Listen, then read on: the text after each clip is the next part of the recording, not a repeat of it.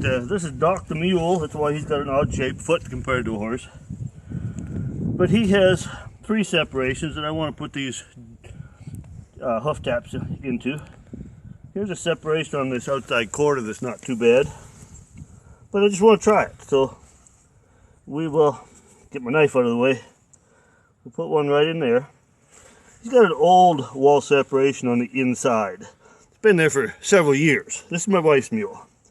I can control it. I can't remove it. So I will also put a hoof tap there. And there's just enough curve in those taps. I don't need to straighten them out. They'll fit right there in the white line. You can see also on the toe here, where he's got some white line disease. I'm not going to address that one today. You can see where previous trimming, I cut out the front of it, and your hoof tap would go there. Well, I'm going to wait for 1 or 2 trimmings till that hoof wall grows down, and then I'll use the hoof tap. So we'll do 2 on him, 1 on each quarter.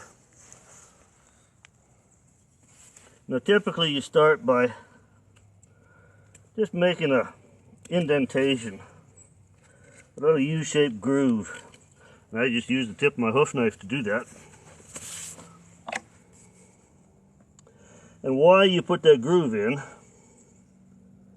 is that allows me to drive this hoof tap in deep below the surface of the foot. Now what I find is when I get down trying to embed this in, the whole foot bounces and this tap goes nowhere.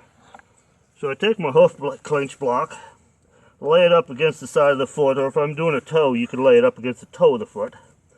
But now when I hammer, a whole different sound to it, and the hoof tap continues to go in deep. The impact of the blow of the hammer is absorbed in the clinch block, and you don't get that same bounce.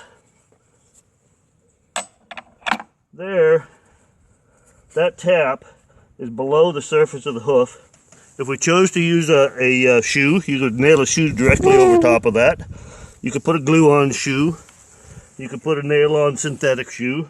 Or in this case, you could leave them barefoot. So now, we'll do the same thing to the other quarter. In this case, because it's already down in deep and that wall's been pulled away, I don't need to groove it.